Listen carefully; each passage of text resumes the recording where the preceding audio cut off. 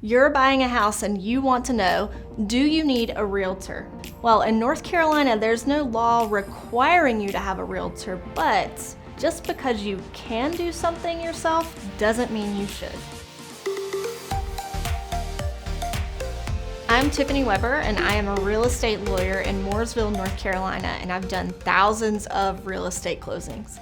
And from experience, I can say transactions almost always go better when the buyer has hired a realtor to represent their interests. All right, I know what you're thinking. You're thinking about how you have to come up with all of this money to buy this house. Why would you also want to pay for a realtor?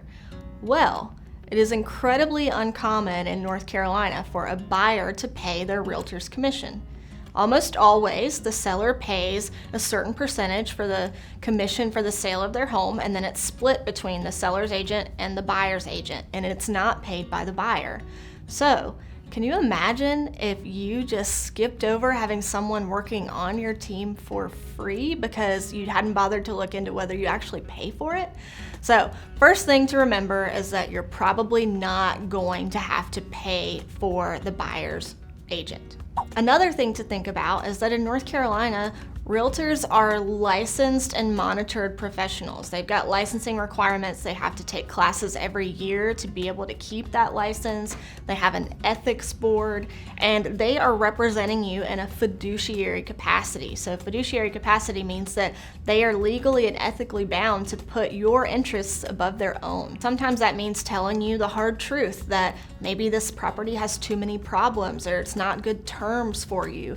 And sometimes that means telling you that this is a really good deal, and that's because they know the market pricing, they know everything that's been disclosed about the property, they know what you're looking for, and sometimes in the heat of the moment, it's easy to forget what you're looking for because you're passionate. So the realtor is going to be able to look at everything objectively and say, based on everything you've told me and based on me looking out for you, we think this is a better decision. Another thing to think about is that your realtor probably has a direct line to a real estate attorney.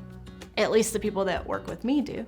So that means that your realtor, anytime they come up on a legal or ethical question, they're going to be reaching out to a licensed real estate attorney in the area to get help and figure it out. So that's one of the benefits of working with a realtor, because they have access to a legal network and they're going to do whatever it takes to make sure that they get the right outcome for you. Now, that's not just limited to attorneys. That has to do with inspectors, surveyors, pretty much anyone that's involved with a real estate transaction. So in my experience, realtors want to work with people that help the transaction go more smoothly for their buyer.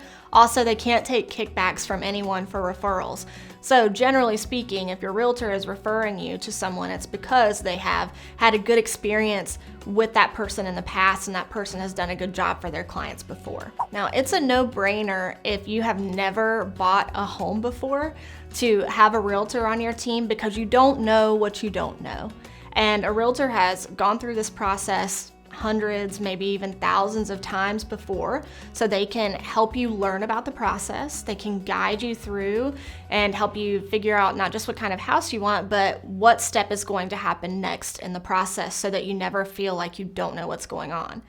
But if you've bought a couple houses before, maybe you're feeling confident, I've been through this, I know what to do, I know all of the steps. While that's true, why would you not just want an extra helping hand on your team so that you're not having to coordinate all of the inspections and do all of the negotiating by yourself and find all of the vendors? It's like having just an extra helping hand on the team, and it's pretty hard to turn that down. Yes, you can do it, but you're looking at more roadblocks.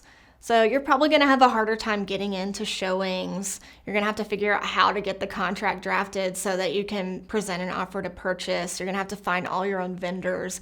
And not to mention, the seller has another person on their team representing their interest against yours, yet you're going to do it all by yourself. When you consider all of these things, it makes sense too, as soon as you start thinking about buying a house, to engage a realtor to help you with the process. Just because you reach out to a realtor doesn't mean that you're going to be buying a house the next week. You've got time, and your realtor wants to make sure that you find the right property for you.